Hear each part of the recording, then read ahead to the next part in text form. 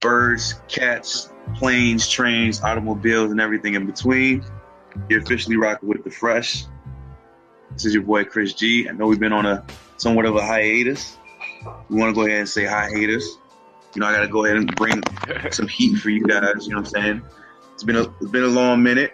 You know, behind the scenes and whatnot, just fleshing some things out that you guys are going to see coming soon from the site.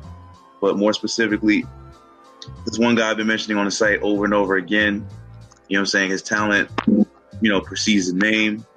You know, you see me mention his work. You see me, you know, feature him here and there. You know what I'm saying? Brooklyn cat, to be specific. You know what I'm saying? Yes, sir. A producer, you know what I'm saying? Trendsetter, flashy guy, you know, of sorts. You know what I'm saying? But I gotta go ahead and... Nah, for sure, man. You know, a lot of you may not be too familiar with him, but I'm sure you will be familiar with him very soon. You know, I've you know, aligned myself with a certain circle of individuals, regardless of their talent, but mostly I get inspired when it comes to people who, you know, usually transcend what their circumstance is, whether it be in the genre, whether it be, you know, bending genres and open formatting, you know, whether it be MCs, you know, singers, writers, producers, and what have you.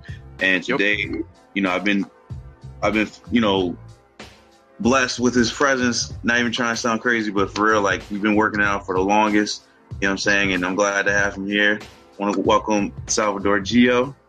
Thank you for coming to the show, sir. Thank you, sir. Thank you. The pleasure's all mine. Honestly, I'm glad to be here, man. Man, like I said, you know, we've been repping your stuff heavy, you know what I'm saying? And it's crazy because, you know, I got your stuff, you know, via submission to the site, you know what I'm saying? And, you know, I passed it over to my team, and my team, you know, they were kind of, you know, we kind of have a deliberation, if you will, like when it comes to certain music, and almost like barbershop banter where we go back and forth. You know, sometimes we might even draw comparisons, whether it be comparisons to like up and comers, to even comparisons to what we find like people, you know, who are already out there in the wild. And to me, it was just, you know, it was kind of crazy because some of the sounds that I was kind of getting was kind of like a hodgepodge of just different sounds from like people that I was familiar with. I got like little pepperings of like Ill Mind over what would be considered stuff that I reminiscent of the Gorillas, which is like a little bit of like K-Tronada. Like it was kind of just this gumbo of just different influences. Wow, you know what I'm saying? Wow. Thank you, man. Whoa. That's sick. That's a sick. K-Tronada is a really, man, he's a dope artist. I mean, everybody you just named like the Gorillas, I was like, oh shit. It's like I'm glad that you know, you find the much sought out kind of specifics in the production when I go over things, you know, and it's you know, it's something I find really important because it's what distinguishes you as a musician, you know. Yeah, for sure. You know, it's you know, we come across, you know, music, and not even just from a site perspective, but just in general, music is coming by, you know, almost so fast every second. You know, for those of us that are really into it, they're just it's more like air. Like you breathe it in and then you exhale and there's something else coming. You know what I'm saying? So wanted to ask you specifically, like, what initially drove you to get into music? Oh man. Well, you know, it stems from growing up, you know, really. I didn't have toys growing up, so it was like the radio raised me, you know. Growing up, immigrant parents don't really speak English much, so the radio was kind of good because it was like, you know, I was picking up a lot from the radio, and Hot 97, that shit was, you know, what did it. And I don't know, later on, I just figured, I used to write a lot, but that stopped, you know. And then I was like, oh, but if I wanted to do something, I can't rap over other people's beats, because you know how that goes. People hear a beat, they automatically think of the original song. So I started dabbling with that, and then I kind of stuck more to producing and stuff, and just whipping up beats and stuff, and I kind of just let go of just writing in general. Like I was just like, yo, I like this is dope, I like this more, and I just took with that. I must have started like 05, 06, and just practicing and all of that other stuff, because I know that it's like a lot of like in regards to, you know, self-promotion and stuff like that. And I didn't think I was actually quite ready. I felt like I needed a lot to master and get through. But, you know, after a while, I was like, you know what? I think maybe, you know, it's time to just put stuff out there, see what happens.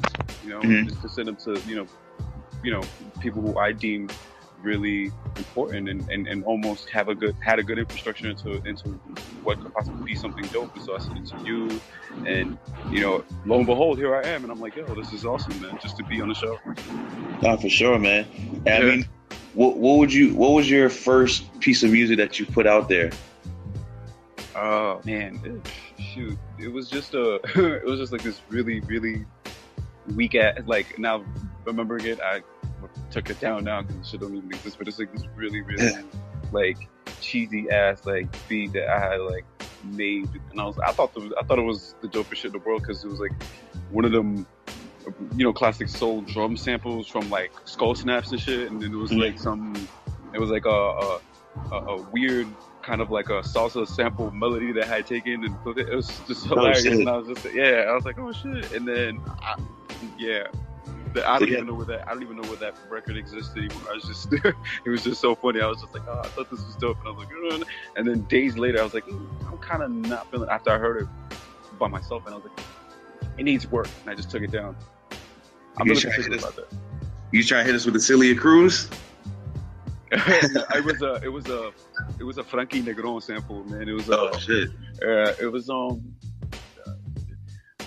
it was like a really, damn, I can't even remember the name now, but it was some really kind of violin-esque kind of intro. It was crazy. But then I was like, oh, it kind of needs work. It needs better drums and all that stuff. I was starting out. I didn't know what the hell I was doing. Okay. So at least, you know, when it comes to starting out, namely, like, you know, describe, you know, the process going in early. You know what I'm saying? Like, what, you know, were you listening to certain things to kind of like fuse together a sound that you wanted to achieve, or were you already kind of like looking at it like, all right, well, let me go from what I initially started using, you know, as writing, to kind of like meld or, you know, bring together the soundscape. Yeah. No, damn, that's actually something I kind of thought about when I was starting out. And I was like, what am I gonna come with? Who do I enjoy listening to? That I want to give that same vibe when people listen to my stuff and say, damn, this is something I want to obtain. This is a song that I have to have, or I gotta go and try to go and get it. And it started primarily with like Premiere kind of stuff. Premiere and Gangstar was always something that stuck and it stitched, but then it transferred and it veered off into like sounds, you know, like soundtracks and original sound scores, like Giorgio Moroder for the Scarface soundtrack, and Hans Zimmer for you know, countless Michael Bay films that he's done, as far as like other, like, you know, epic, you know, just orchestrated pieces and stuff. So I'm sitting and I'm listening to that stuff and I'm like, all right, cool, but now where do I go from here, and how do I innovate? And then I started looking at innovators, and I was looking at like Timbaland and primarily Timbaland, just because his sound is beyond the, you know, it's just beyond time itself. It's just like, so he was so ahead of himself, and he was somebody I really looked towards. And I was like, yo, this dude's got it. He's got the juice. Timbaland is straight. Yeah. But Timbaland is somebody I feel like, you know what I'm saying, is sorely slept on, and I think you know, if you're a hip hopper head, you know what I'm saying, it's almost like a requirement to put in the Premieres and the Dre's. But, you know, there's a place in music when you think about just everyone he impacted, from the Missies, the Leahs, and all that. There's like this space that he takes up, you know what I'm saying, that no one really talks about the way they should. You know what I'm saying? Mm-hmm. Well, all right. So let me ask you this: like in terms of, you know, that, like in terms of like your approach to it, like what at the time in the early goings, like what kind of software were you using at the time? Like, was there, you know, you were trying, like, learning on the fly, like? Man, it was everything that ranged from like sidechain compression on a bass line so that you can still hear the drum smack enough so that there's enough space so that directly after it was such meticulous shit like that made me want to know more. I'm right now just in the final phases of just learning how to virtually master material. But when I first started out, man, I had a 2003. This was like a 05. I had like a 2003. I had a really old computer. I was working with like FL Studio, FL Studio 4. Okay. I really couldn't do much with it. I didn't have much equipment, but it was good practice. Just taking loops, chopping them up, and just taking drum samples, messing around, and just getting familiarized with it. And then from one audio workstation, I switched on over to Ableton Live Suite, the Suite Edition, which is all the perks and all the bells and whistles inside of it already, and it's done wonders. But I still find myself able to feel like some of my better work started from my older stuff, and it was only because I felt like less is more, and sometimes the complexities in tracks, it's what makes them. Sometimes that's what makes them special. But I sometimes feel like maybe I should take some of my old stuff and rework them, but I kind of just like to leave them with but there's definitely an advancement in just how crazy sound has just gone. Period. I mean, everything from all genres, from all spectrums and stuff. Like, you can hear it in everybody's music. It's a great time for music, honestly, especially this year. Just with all the releases that came out this year, just so many people. It's dope. Yeah, seriously. And early on, I was mentioning the whole, K Tronada and these guys. But speaking on, what came out this year so far, what would you say if you had to coin one project that you most identify with what you're trying to do right now? What do you think that'd be? Oh, that's a good one. Can I coin 5? Go ahead. Or 3? Maybe 3. We'll do top 3. I'll do top 3. No particular order. Right. Yep. Good one. No order. I think it just released. It just dropped last night. Just yesterday, the Travis Scott's Birds and the Trap segment night.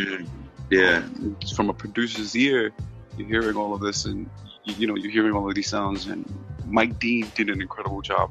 Yeah. This dude is legend. I mean, he's done work with Selena when she was alive, and I think that's what kind of made me turn my ear more towards his music and what he's done. And the last was like, oh snap! I found something. I found more material, more stuff to get inspired by. Second, I would definitely have to mention James Blake, his album, Color Anything. Yeah, man. It's just tough. Okay. It's just amazing songwriting, amazing song composition, and more songs, especially the ones on the radio, they're more just to make you either dance or feel some sort of way. But the way he made his music is almost creating a cadence, as well as setting an atmosphere to the way he's feeling, and not just making you feel sad, but also when it's just like almost on the level of severity of sad. And it's crazy. It's like he was painting with sounds. Awesome stuff. Yeah. Third, just in the presentation of it all in itself, and the way he did it. I'm gonna have to go with the Life of Pablo. With the release of the fashion show at the same time with the music, and how there was always these constant changes in his music, in the music itself. For some, they don't like it. They're like, oh, can you give us one final one, please? And then that's it. Or some people are just like, oh, well, you know what? It's cool because maybe he wants to go back and revert, and it'll always, it's like, for some people, like a painting is never done. So for some people, it's like, all right, that's it. But for him, I guess by now he's already chosen not to mess with it anymore. But it's already, it's great material to me. The one track that really, really stuck out for me was Feedback. I think it was Fade, of course. Okay. That was just because Tiana Taylor? It was just no. It was just because when I first heard it, it was so different. It was just so different in the beat per minute. You know what I mean? Like in the tempo of the rest of this. You know, the rest of the project, everything was more rap and and then all of a sudden here comes this different song that you can actually hear in like a luxury fashion house while you're shopping or something. You're just like, oh, okay, this is different. This is dope. Yeah. His sample usage was actually cool too. You know, that's Kanye, but he'll always know and find a sick way to just use the voice on a beat. Yeah, seriously. Like, I think if you remove all the crap that it took for us to get it, then it really could, be within the top 5 conversation of Kanye's best work. Yeah, absolutely. What's your personal favorite though? As far as your most favorite Kanye album? I would say it's a toss up between Beautiful Dark Twisted Fantasy and 808s. Yeah. Nah, I'm gonna go with that too, man. Agreed. I agree with that. I'm not even gonna lie to you. Like I was just karaokeing what was it, Coldest Winter earlier today. You know what I'm saying? Driving in the whip. And it's not even because it was any specific. Yeah, you know what I'm saying? It wasn't even for any specific reason either. You know what I'm saying? I just did it just because I was like, damn, I just feel like hearing this song right now. And I think when you want to sit there and talk about like favorite or best, then it has to be a conversation where if it just randomly draws you in for no particular reason, then mission complete. Yeah. Yeah. You know what I'm saying? Yeah, for sure. Yeah. Absolutely, man. Yeah, I had my lady looking at me all kinds of crazy, but I was like, screw it. I was like, I'm about to play this on YouTube right now. You know what I'm saying? But yeah, let me ask you this, like in terms of because you mentioned you were writing and it drove you to producing. So are you still currently writing, or you kind of just put that on the back burner? I write every now and then. Okay. I'll write in not in emotional moments or like one of those like angry moments or whatnot. It's just kind of when the mood strikes. That's what it is. It's more pensive than anything, more thought provoking. But for the most part, damn. I mean, I have verses that I don't think they'll ever be put out just because I know that they're a little bit too controversial, as far as like what it is that's being said. Okay. It's kind of wild, but that's not really my. I don't know. That's not really my thing. I don't know. Besides that, I really don't think my voice would sound good on a track. So I mean, you never play with the idea, like just in case, like just to see how you sound on your own production. I have, and it's kind of funny. I'm just like, I think somebody else could do a better job on this, and I'm just like, yeah. Okay. I mean, the beat and the production itself, I find the bliss in that. Okay. When it comes to the vocals and stuff and whatnot, I may even have a chorus or a hook or something, but I'd rather have someone else do it. Just sort of just kind of guide them in saying, oh, could you sing it like this, or could you sing it this way or that way? Okay. And then have the vocal critic go to them, have them basically more their song than mine, I guess in essence, or a joint collab, if you will. Okay. All right. Oh no. What were you about to say? Oh no, man. I'm not gonna say that. That's ill. It's kind of refreshing to hear that, just because when you think about, the climate now, it's like everybody want to rap. You know what I'm saying? It's seldom these days that you hear someone like justifying like, nah, I'm good with, quarterbacking it. You know what I'm saying? Like, and that kind of shows kind of like the element of where your mindset is in creation. And even from, your response on, Mike Dean's, work on Travis Scott, it lets me and even people listening know, like, all right, where your mindset is in terms of how the final product should sound, because some people could debate and say, depending on the artist and how they put, a project out, that to a degree it could be selfish. Like they hoard all the beats, or they hoard all the good sounds for themselves, and then give off, little crumbs to like artists and so on. So, that's definitely dope to hear. Oh yeah, man. It's got to be within every particular track that I do. With anybody and everything. You got to get. I see it as like a tailoring experience. You know what I'm saying? On the side, just picking up stuff in the garment industry. Realize how tailors and seamstresses and how they work with clients, and the final product is finished. Look, and you're like, wow, this is either it's either a really good, amazing hit or a really bad miss. Like it's either like it came out like a really dope suit, or the suit was completely botched and just there's nothing you can do about this. You got to get a whole new suit, buy a whole three-piece suit. It's kind of like that. Okay. I try to just make sure that whoever does that work with goes home and they're like, I'm excited. Just leaving with that excitement and knowing he gets to do this over and over and over again. Just be like, oh, this is. That's kind of what it really is about too. Just having fun while you're making this stuff too. Okay. Yeah, I mean, if you're not having fun, it's kind of like, it kind of takes the.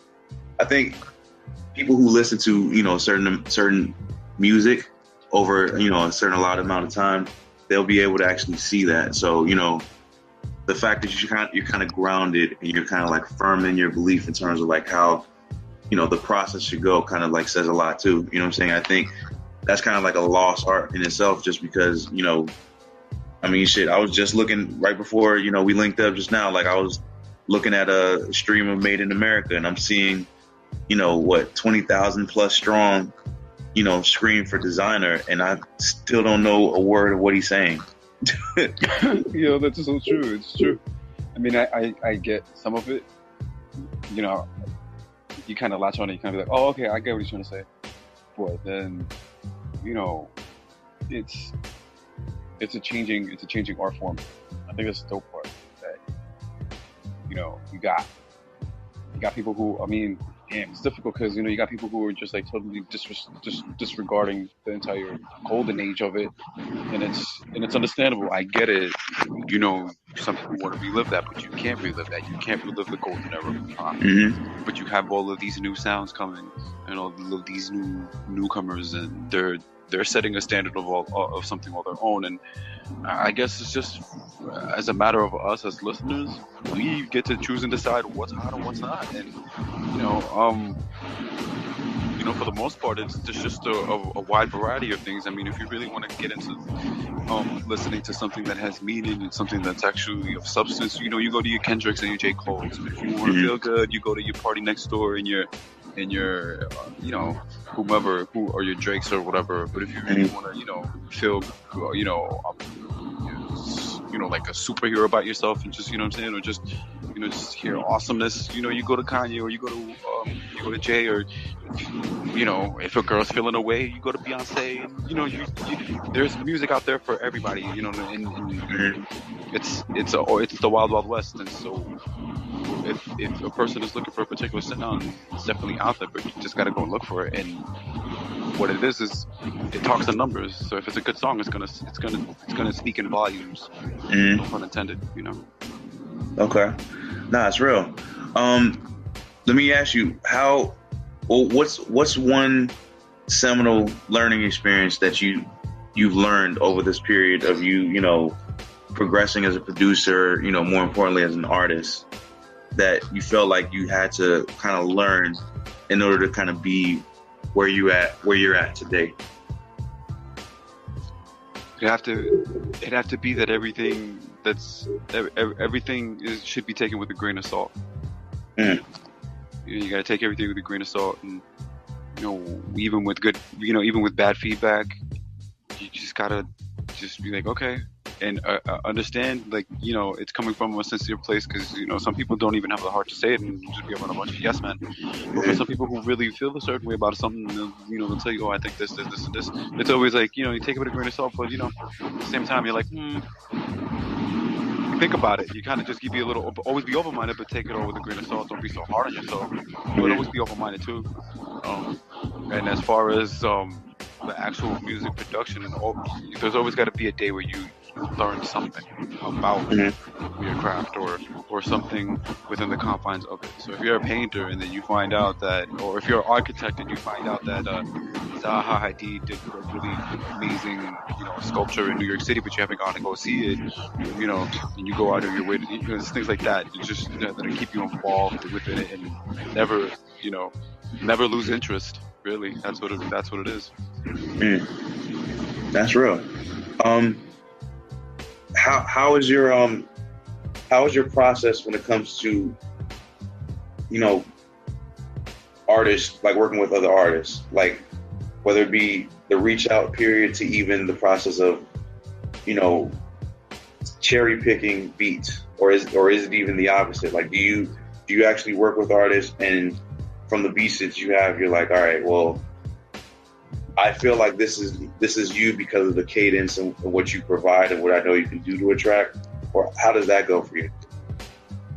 It's a day shoot. Really depends on how we're both feeling, on how we're both as artists thinking about the situation. Like I'll play something just to get the person acquainted with what I'm capable of doing, but then we'll stop and we'll work on something completely new.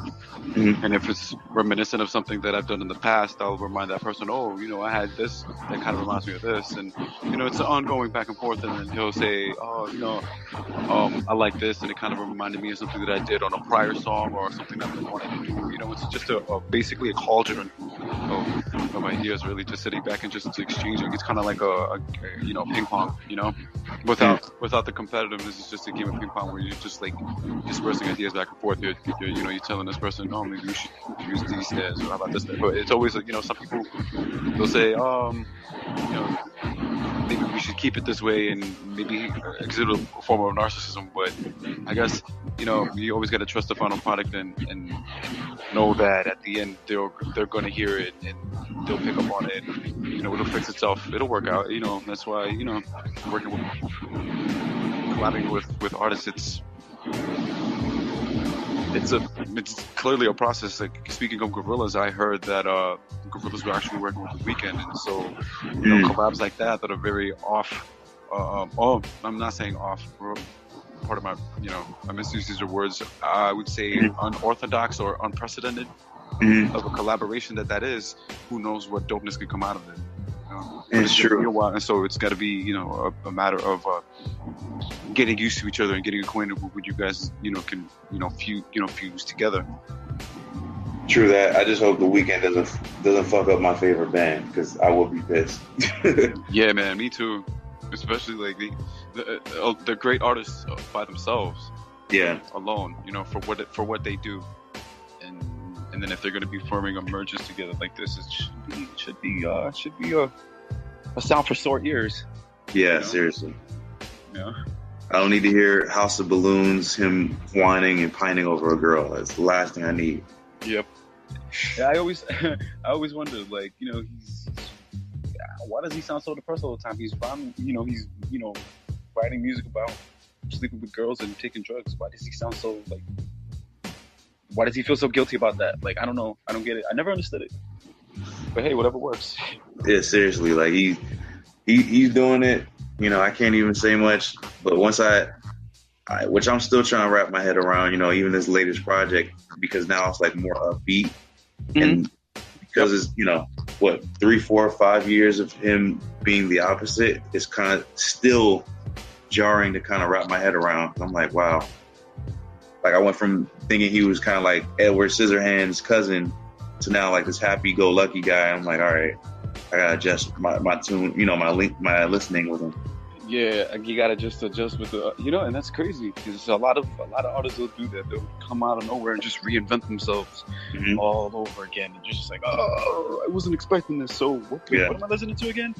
And just kind of like, and it happens. I mean, I guess in this day and age, because it's just everything is just like I said before everything is like a wild, wild west kind of thing where everyone's just doing their own thing. But in order to remain relevant, there's got to be some sort of a change in the sound and the music and the presentation, all of that. Like for example, when I first saw Beyonce, of course, take for example Beyonce's first album, Dangerously. I know it's a really generic, like a really prominent name, but I guess it's just to create the analogies that, when she first started off and did Dangerously in Love, but now, you see her performance at the VMAs and off of Lemonade, and it's a completely different artist, I think. Yeah. No, you're right. Way more savvy, way more inclined, and I guess the material itself is just way more and more. It just gives way more much of an impact when you listen. Sure. It's so dramatic and so captivating, really. Not to like jock or whatever and try to sound like it's like I'm brown nosing or whatever, but it's just as far as how music goes, you hear good music, good music, it's just, when it's good, and you know it. You're right. I mean, to be honest, like with her, it can. I think that happens with anybody, regardless of the genre. When an artist is out long enough and they've built such a catalog, it's kind of like not only is everything jiving from the writing end to the producer side to collaborating, but the artists themselves, like the Beyoncés, hell, the Alicia Keys when she was on that run, even the Kanyes, there's kind of like this energy, and you're just super aware. You're conscious. You're not just conscious of what's around you, but you're conscious of like what you could put out. You know what I'm saying? And what isn't there? And the old adage of how artists would say, I don't listen to the radio and all that. I think it's telling to see, literally, any given bar from any one of these artists that are at their apex right now lets you know, like, their mind is like different planets over. You know what I'm saying? And it's you hear the music and you're just like, oh, what was he thinking? Well, yeah, you get kind of blown away. You're just like, damn, I wonder what he was thinking. Yeah, seriously. Mm-hmm. And speaking of this may be somewhat of a throwback, but I gotta put a little pressure on you. I remember you sent over a few months ago, and I'm probably mispronouncing it, forgive me on this, the Galimatias, the Night Owl. Oh yeah, the Galimatias. It's like some Swedish producer or some shit. It's crazy. Some Swedish producer dude, whatnot. I'm not even trying to gas you, but when you initially sent it my way, no lie, I literally listened to it for about 20 minutes straight. Shut the fuck up, for real, bro. Deadass. And in the back of my mind, when I seen it, whether not even just the music, but even like the artwork for it, in the back of my mind, I'm like, all right, something has to be coming, not only to kind of weave in some kind of, because I'm not familiar with Galimatias. But Me either. It was actually through this female singer. Her name is Alina Baraz. That you sometimes you're on Pandora and it just gives you new music. Okay. Or sometimes you're on SoundCloud and it gives you new music. Depending on what you listen to, depending on your streaming service or whatnot. So, but I was on Pandora and all of a sudden I'm hearing I'm hearing this girl, Alina Baraz, and I'm like, yo, this girl is dope. But then I look and I see the production is done by this dude, and then me just wanting to know more about these artists, I come across this SoundCloud and I'm hearing this song called Night Owl, and I'm just blown back at just how the introduction. I was like, oh man, he gave me too much, and I had to do something with it. I was like, he gave me too much, and I had to just take it, flip it, and see what I could have done with it. Yo, when I tell you, I put not only my team on, but I was putting outsiders on by just the amounts of times I was playing it. I'm even if you might not necessarily get it, I'm gonna put some pressure on you. You need to put something, maybe not necessarily from obviously his own catalog, but I'm saying you need to put something together, whether it be an EP or something, where it's along straddling that line of sound. Because between, I felt like there was something that was caught into it, and because I'm not familiar, the only thing that came to me when I heard it was like, all right, I feel like with the sounds itself, it's telling a story of some kind. I was like, there has to be a follow-up. I was like, oh man, please. You know what I'm saying? So I think I could do that. I think I could definitely do that. I think I can make up something where, you'll hear a transcendence in the vibes, but still remain true to like the actual, like, total, the whole premise of the story. Like, I could do something. I could actually look like it's just. That's actually a great idea. Thanks for actually telling me. Yeah, I'll actually heard it here first. No, actually, yeah, you heard it here first. Yeah, I'll actually do that. I'm definitely gonna follow up something like that. It's just the sounds that people want. Of course, that's what I'm gonna give them. Hell yeah, fuck that. Definitely. Nah, yo, seriously. Between that and then, because I'm sure you already heard it, but listening to if you just think about the instrumentals of something like K-Tronada's 99%, like, to me, those are like two hand-in-hand things. Like, it's not from that school or that class, but it's like stark contrast. And the only thing that was missing to me in my head was like, all right, there just needs to be more to kind of like stack it, because of how from where it started to even when I remember there was one point. I gotta find the notes. I'm gonna find the notes. I'm gonna get back to you. But there was literally to a point where I actually took down notes like, yo, all right, from right here, from like 107 to like right there when there were certain like switches and whatnot. Like, I was like literally like in my head like, all right, there is more to this. Like, all right. I was like, he's fucking my head up just for me thinking so hard into an instrumental more than I have any song with, lyrics on it. So I was like, yo, there has to be something that comes out of this, like, going further. So as a fan, man, I got to put that pressure on you. Oh, so say no more. Yeah, if people are asking for it, and of course, and if it's like something that people want more of, I'm definitely gonna do it. Absolutely. Yeah, man. This is why I do it. To make people, enjoy it, and if they want more of it, definitely that's what they're gonna get. Yeah, man. It's just fun. It's always good to hear feedback like that, man. I enjoy it. I love it. Nah, most def, man.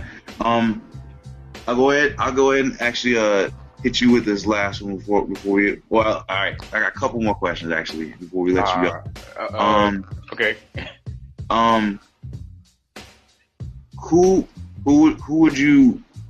Well, I'm sorry. First, before I even get to that one, what are you working on now? What can people expect?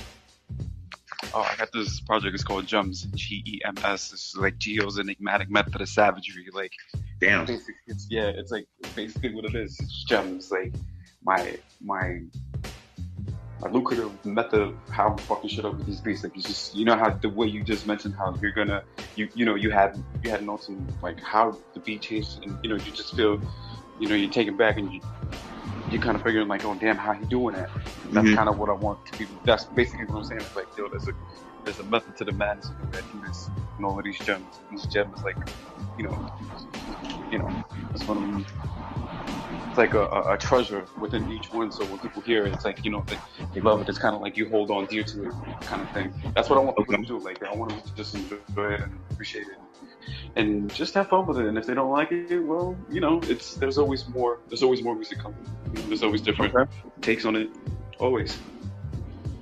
Okay. And is this going to be an instrumental only thing, or are you working with any artists, that you can mention? I might be working with. I'm scouting people, and I might be working with. I don't know if you know who Chelsea Reject is. Not. She's currently signed to. She's like the first female artist in Duck Down Records, which was from Dops Effects, Boot Camp Click, Helter Skelter, Black Moon, Buckshot, UD, that era, and so that record label's made a resurgence. So their first initial move was just holler at my girl Chelsea Reject. I mean, this girl's nasty. She's like literally awake, if you will. Like, this girl's the truth. There's a Philadelphia artist that I'm actually, in the works with right now. I'm trading, I'm basically sending him beats for his project that he's coming out with soon. It's something, with heavy promotion under Noisy, which is like a subsidiary, kind of like a thing with Vice, which is actually a pretty cool look for him. So shouts to him. He's asking me to do new things. There's a couple of people, there's like Natasha Elsendor, Super Kwame, who, work closely with Capital Steez and Pro Era. There's a couple of people out there that I would really want to reach out to. Of course, I'm going to have my good friend, Richard Baskin. So it's more of like a feature kind of thing. I'm basically calling a DJ Khaled out here, except I'm making beats, except not putting together people for the beats. I'm just making the beats myself. So it's a fun process. It's kind of like Timbaland Shock Value. Okay. Perfect example. Yeah, okay. Kind of like that, yeah. That's what's up, man. Matter of fact, heck, I might be able to plug in some other artists too, if you open to, whether it be for this project or another one. But we can just talk about that often. Absolutely, yeah, for sure. I'm always open to listen to new talent, man. Ew. Especially what's out there. Yeah. Ew. Actually, and that's another thing I forgot to ask you too. So, the name. How did you come across his name? I've been wanting to really ask you that. What, my name? Yeah. Oh man. It just, well, of course, my parents are from El Salvador. Okay. And I took a shot to Salvador Dali's work itself. It's just the approach of surrealism. Okay. And being a Spaniard and from such a really, really closed off area and time, for him to come with such, it's just crazy artwork. I'm taken back at it by so many paintings that he did and how they're so lucrative, and